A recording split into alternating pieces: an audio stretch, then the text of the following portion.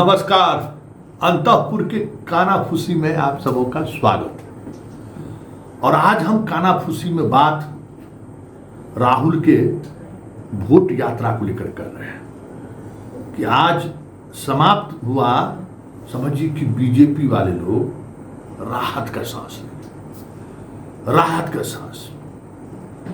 एगो मंत्री साहब अखबार के दफ्तर में, दूसरा मंत्री साहब सीएम हाउस में, तीसरा मंत्री साहब डीजीपी कंट्रोल पर कि क्या स्थिति है।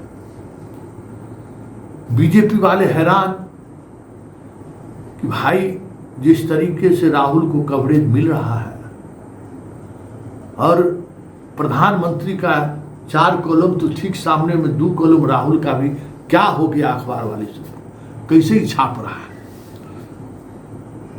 तो आज वो भी मैनेजमेंट समझा दिया गया मंत्री जी को कि अखबार देख रहे हैं जहां कांग्रेस शासित राज्य है उस राज्य से हम लोगों को फुल पेज विज्ञापन आ रहा है। तो विज्ञापन आएगा तो पैसा आएगा तो हम लोग छापेंगे नहीं, कैसे नहीं छापेंगे। और तेजस्वी यात्रा पर नहीं न है, यात्रा पर राहुल है। और अब राहुल को रोकना मुश्किल है। अब हम लोग इससे ज्यादा आप लोगों को मदद नहीं कर सकते। जितना दिन जो छपाना था छपाए, जो छपाना है छपाइए। लेकिन आज जानते हैं आज 40 को विज्ञप्ति कम से कम भाजपा नेता का पहुंचा है।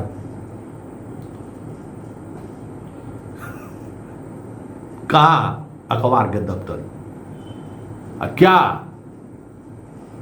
फेल हाइड्रोजन बम पर पूरा एकदम सब दिए हुए हैं, पूरा एकदम ये। कल देखिएगा एगो दूगो छोड़ के बाकी किसी का नहीं छपेगा। तो ये इस स्तर पर हो रहा है। ये लोग सोचा था क्या कि रैलियां लेके जो आ रहा जुटानी पूरा है, ढकबंगला पर रोक देंगे तो लोग प्रोटेस्ट करेगा, धक्का धुक्की करेगा, तोड़ेगा, बढ़ेगा आगे, विवाद होगा, विवाद करना है। लेकिन लोग निकला तेज।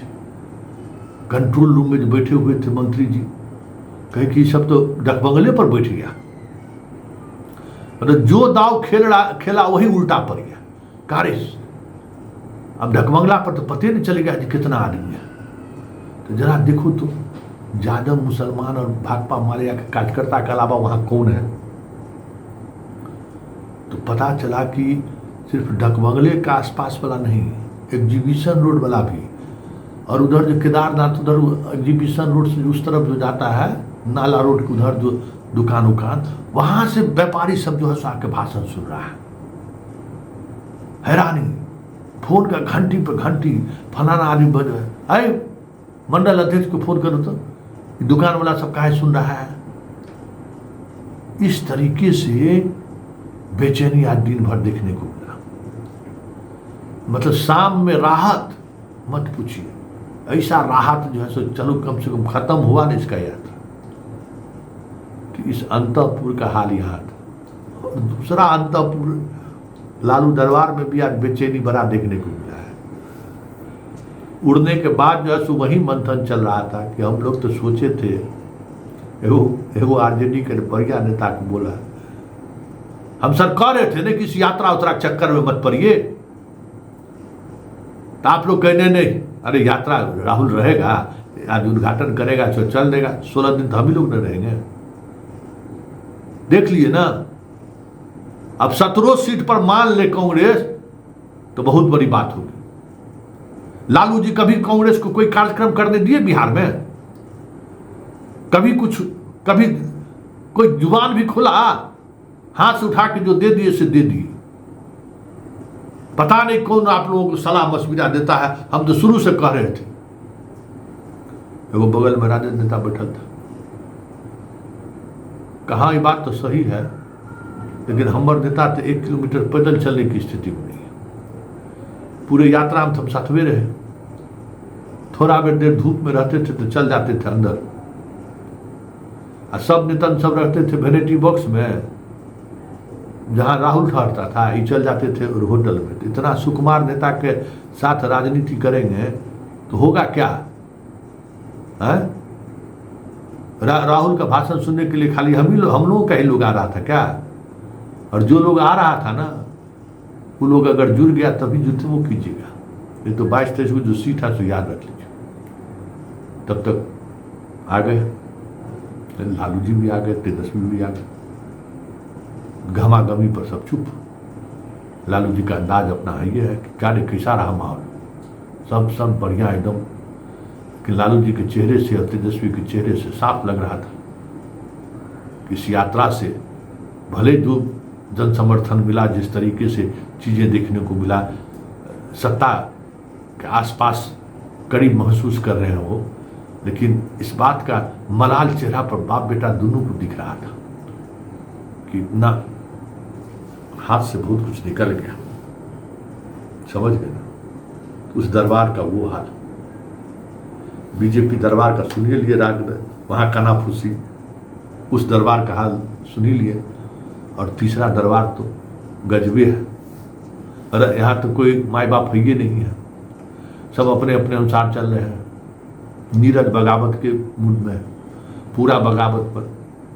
आज राहुल के कारण कुछ बयान नहीं आया है अभी तक, नहीं तो पूरा बगावत पर है।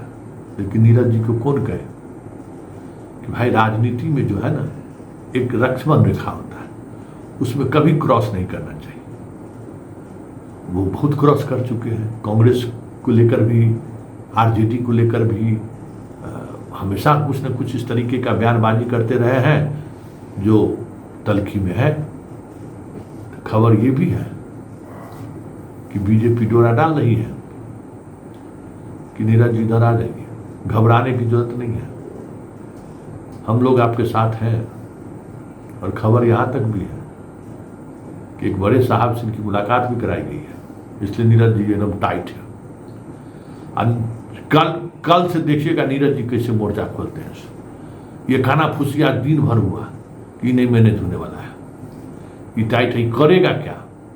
सब अभी यही अंदाजा लगा रहा है, थर्मामीटर लगा रहा है कि नीरज जी के जिस तरीके से तूफान मचाए हुए अनंत सिंह से लेके अशोक चौधरी तक के खिलाफ मोर्चा खोले हुए हैं, कहाँ तक जा सकते हैं। वैसे एगो दूगो प्रवक्ता को छोड़ दीजिए, समझे, एगो तो इंडस्ट्रिस्टे है, कुछ दिन उसका बीजेपी लाइन पर रहता है, एगो और है प्रवक्ता, राष्ट्रीय प्रवक्ता है, जैसा है हर चैनल पर जाते रहता है, वो बीजेपी लाइन पर रहता है। पता है एक बड़े नेता का दिल्ली से फोन आया कि क्या माहौल है अंतःपुर में। तो माहौल क्या रहेगा? यहाँ आपको तेजस्वी कह देता है कि चीफ मुख्यमंत्री है, जुबान नहीं है, कोई प्रवक्ता इस बात को लेकर प्रोटेस्ट नहीं कर रहा है, लेकिन प्रधानमंत्री को गाली दे दिया माँ को, तो हम सब प्रवक्ता लोग एकदम प्रवचन दिए हुए हैं। हमारे नीतीश जी को चीटर कह दिया, किसी का जुबान नहीं खुला। जो दिल्ली वाले साहब का फोन आया तो खट से काट दिया। करे तो करे क्या?